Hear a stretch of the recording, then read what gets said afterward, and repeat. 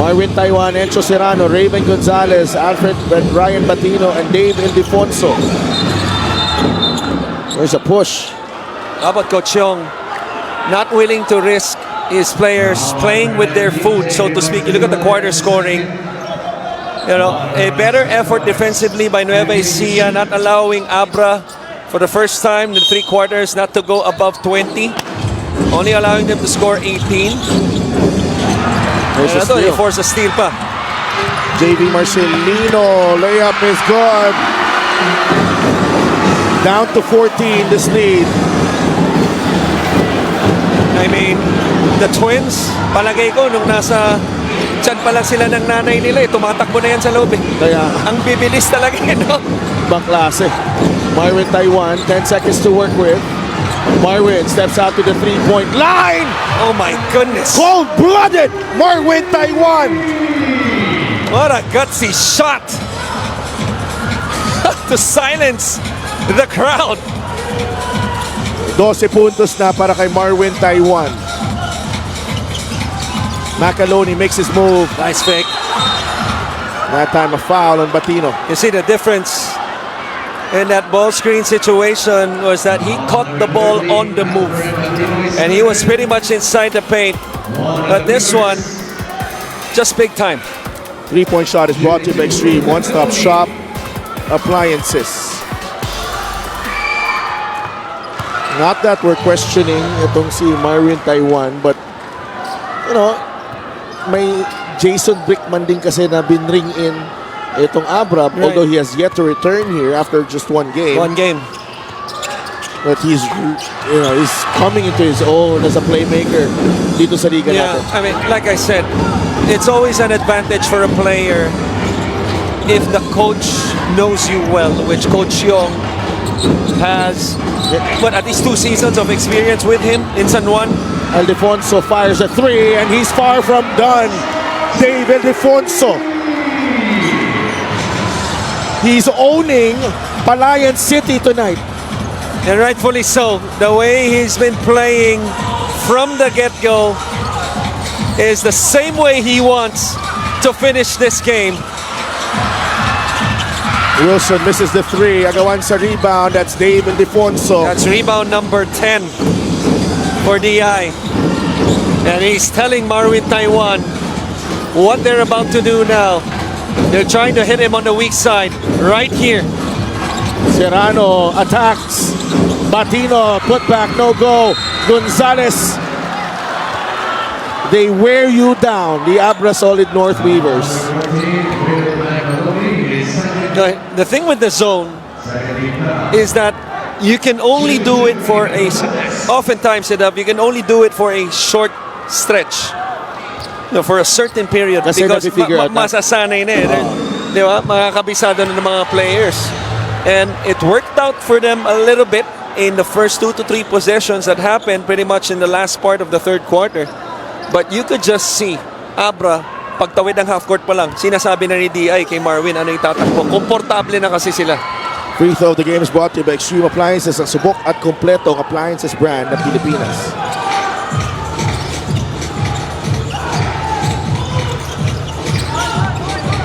Wilson against Ildefonso. Wilson inside, the former MVP.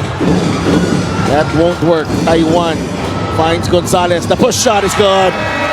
The young guns showing up para dito sa Abra Solid North Weavers. And the basketball they've been playing is just a thing of beauty, Christian. No question. And it's always nice when you live up to the campaign of the team. Solid North. I mean, the Weavers has been nothing but solid all throughout this game. 21-point lead. We'll be right back.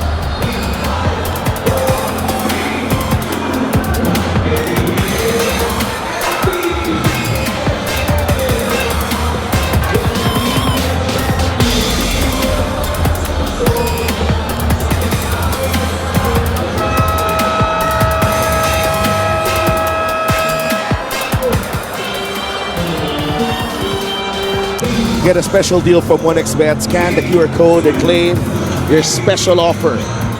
And speaking of special, this Abra team is looking very, very special because even guys like Encho Serrano, we all know his reputation as a big-time player, has showed up as well in this ballgame. Nakapunta ka na ng Abra, di ba? Yes. Ano yung special nila ron? Yung Lomi? Di ba? Ganon ka-special yung laro nila. Ganon kasarap. And everybody has just been on the same page, in sync. Body language has been perfect. Even in that last play, Marwin Taiwan, you would think he would be pressured in the moment to give up the ball to Encho Serrano sa ilalim as he cut through the baseline underneath. But he waited, and then he passed on to Raven Gonzalez to finish the break. Steal. Marcelino with a finish. But what impresses me the most here, and I think for the young guys of Abra, is yung maturity nila.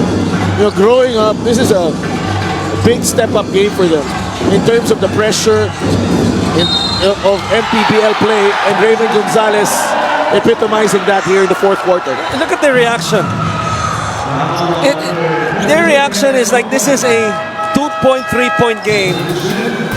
And look at this display by Marwin. He splits the defense and drops it off once again to Gonzalez for back-to-back basket. Assist of the game is brought to you by 1xBet, title sponsor of the Mpbl. Your choice, your victory. Feel more game with 1xBet. Gonzalez completes the three-point play. He's got 8 points. Marwin Taiwan with 6 assists in this game to go with his 12 points. JC Marcelino. Celis down the middle. There's a foul.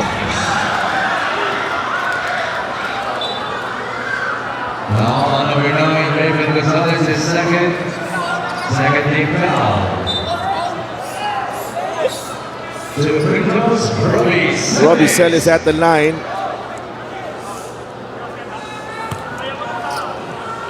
Ay, nagpa-survey si David before Oh, sa akin. Na, I have never been pressured to answer in my entire life. When you But even if I said wala, it would have made, I don't think it would have made a difference. I know. I know. But I get it. He's just trying to make a point. Yes. And but that's the thing, and I love that about the demeanor of Abra, not only kay DI. Para gawin niya yon, it's just one possession. You could let it go. Pero that was an audacious pass, by the way. Mano y mano, Ildefonso against Celis. Dave, the fadeaway, it's short. Mocon taps it to Robbie. Tumatakbo si JV Marcelino. Celis inside. He's blocked, but a foul again. He's not going to deny that one in terms of whether it's a foul or not. But a good effort nonetheless. And Robbie Celis did a good job of initiating contact and then using the shot fake to get to the line. This is a lot of basketball time left. 18-point lead, 6:24 remaining. Celis hits the first.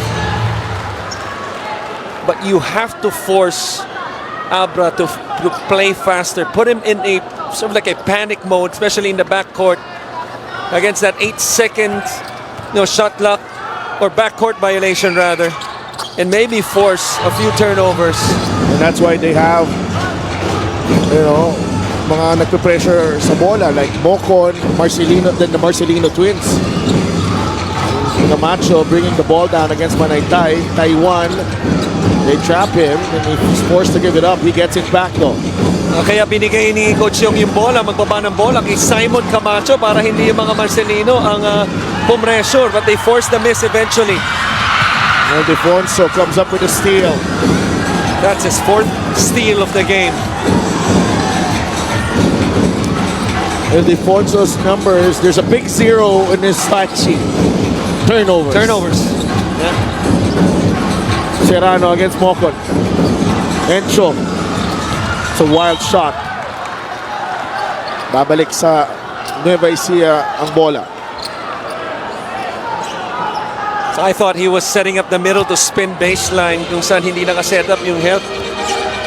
But then again, we all know he loves that left shoulder or that little push shot. Robbie against Camacho. And the captain refuses to go down without a fight. Eh, yun yung akala natin gagawin ni Serrano sa kabila. Oh, sinet up yung gitna for that drop step move, and Celis able to create contact. Slowly chipping in this lead with these 2 free throws. 14 na lang to. Yeah, and also nasa penalty na rin. Yun lang. Abra.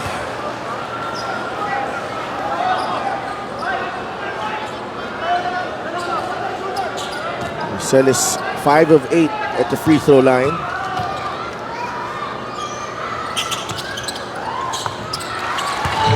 Six of 9. It's Ivan Cuevas. 15-point game. Camacho bababa ng bola. Ayon sinundo ang bola against Mocon. Mike. Ayon. 8 seconds to work with. Binigay kay Raven Gonzalez. Ayon gets it back. 5 seconds. Gonzalez is there. Push shot won't go. Marcelino with a rebound. Here come the Rice Vanguards. Taiwan with a steal. And Taiwan will finish. That's a big time play again from Marvin Taiwan. 14 points. Really a backbreaker, but a big answer by Mocon as he drills that 3 from the right corner. 14-point lead. Camacho. Babalik na si Brian Batino. Ayon wants, you want to clear out. Ayon on Manaytay. 5 seconds. Mike, jumper. No. Look at JC Marcelino, foul on Camacho. Yeah. 2 free throws para kay JC. That's a poor foul, obviously, because it stops the clock and they're walking 85, 90-something feet to the free throw line. Camacho has fouled out of the game. Grabe rin yung pag-tighten ni Coach Yong ng rotation niya bigla, Right, no? sa second half. And this was to be expected. No? Pinag-usapan natin yung lalim ng dalawang koponan na to, and we saw that in the first half. Gumamit hanggang even the 11th man. Especially itong Nueva Ecija, John Wilson. But in the second half, when it's winning time, the often tendencies of coaches is really to shorten that rotation. Halos, hindi ako nagkakamali, halos walang pahinga si Ildefonso. Got a breather maybe for a minute or 2. Yeah. The end of the third quarter. And JC Marcelino goes 0 for 2 there. Mocon with the steal. Marcelino to Marcelino for 2. Timeout.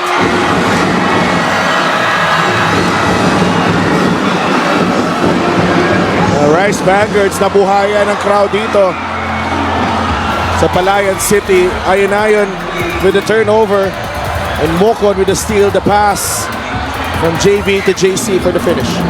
Now forcing it turnover, a mishandle in the backcourt that led to the errant pass to a dark shirt by Ayon, and then a 3-on-1 break finished by Marcelino.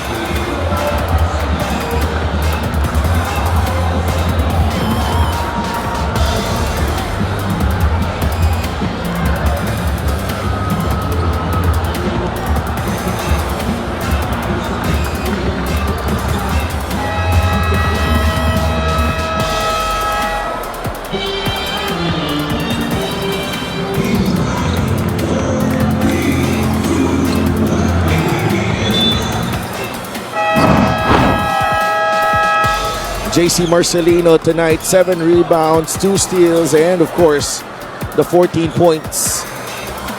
Kinailangan ng Nueva Ecija, all of those 14 points. But that was JV right there on the last play. Well, that's okay. I'm sure you're not the first one of many play-by-plays na nagkamali sa kambal na to. Tama. Baka pang 100 na tayo. Lagi. This is a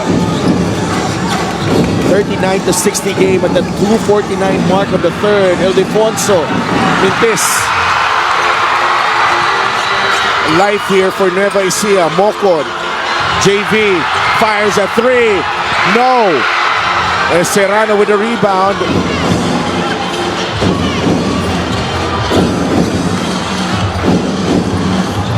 Back the other way. Gusto na ni Encho. But they go to the post kay Patino. Against Manaytay, Batino, the kick out, Taiwan, three, got it! A big shot for Marwin Taiwan, time and again in this ball game. Well, how about the composure of Patino? On the post, taking his time, kicking it out. Taiwan, what a big shot once again here in the fourth.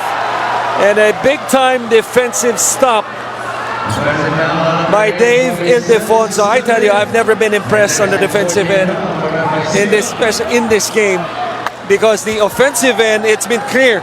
He's the go-to guy.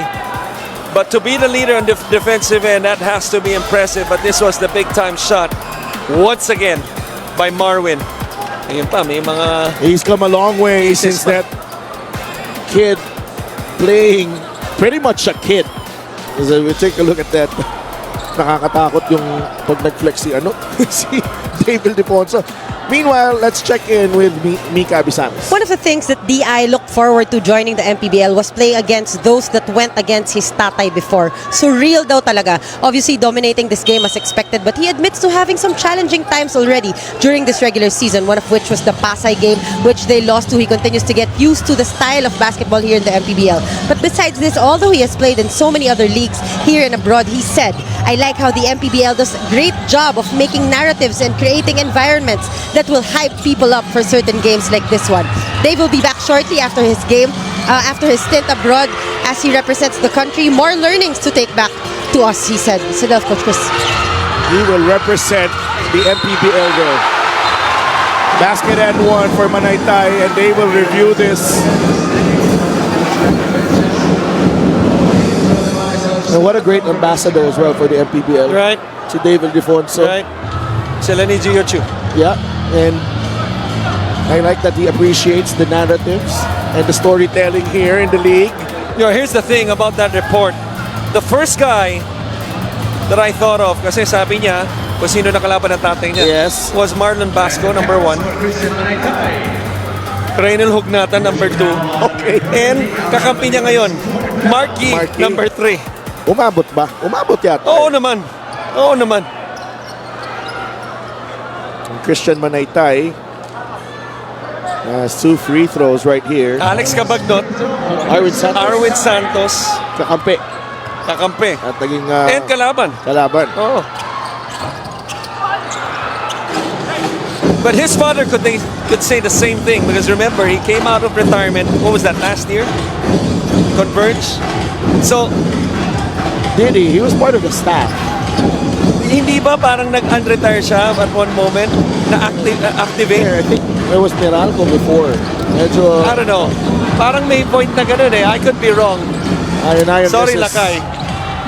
Pero ang point ko, could be the other way around too, na inabot din niya yung mga bata. Tama. Yeah. Manaytay will attack the defense and he forces the issue again.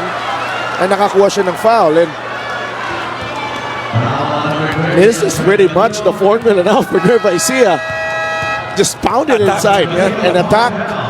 Put your head down. Either make the basket and force a call. Yeah. And you give space to guys like Manaytay and Robbie Celis one-on-one. May advantage sila dyan. Latino replaced by Raven Gonzalez. Even Gonzalez, we talk about Abra being solid. Gonzalez has been solid as well. 8 points in 12 minutes. Couple rebounds.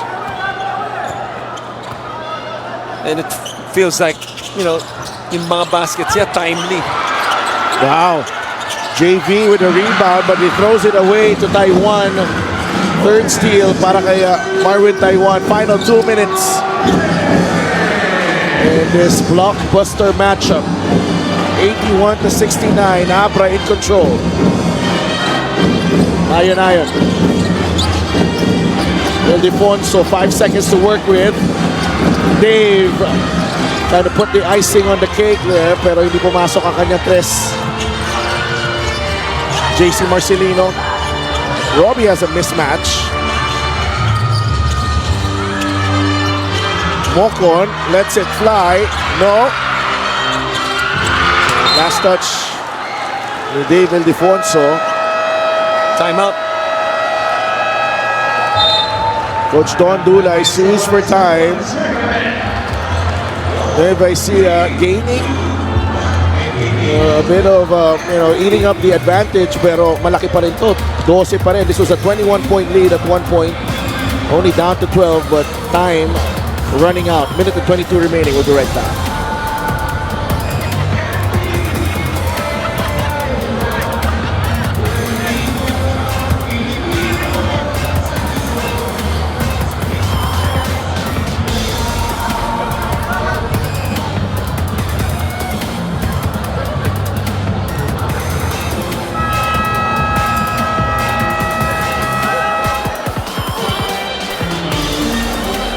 Hi!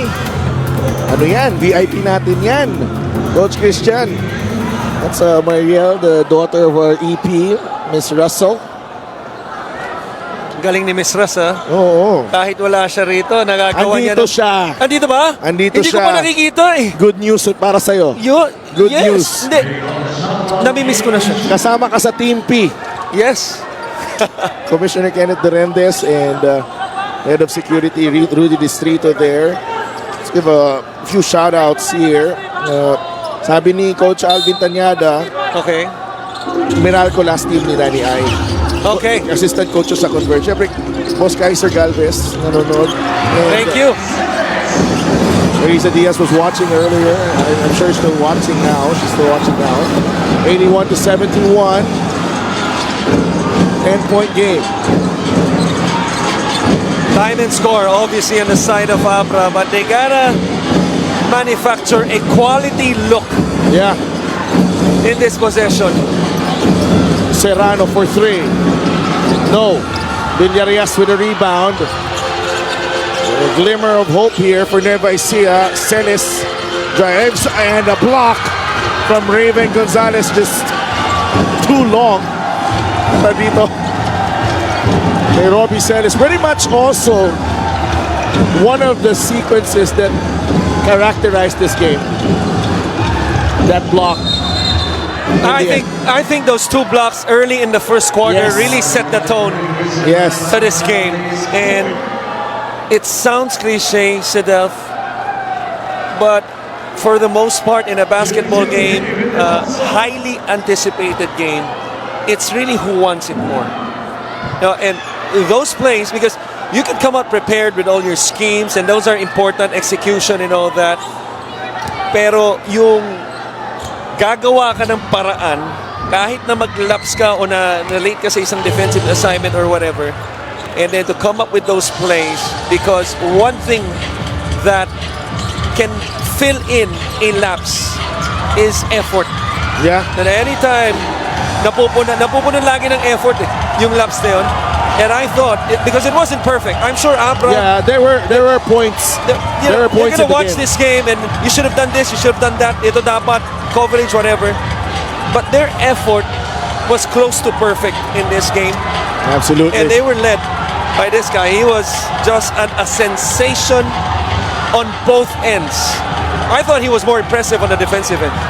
Absolutely. Talk about David David Ildefonso. The steals, the charge with Celis after that big three of Taiwan. They really wanted to take this game. Yeah. And time and again, they've come up with answers every time. Nueva Ecija fought back. And Abra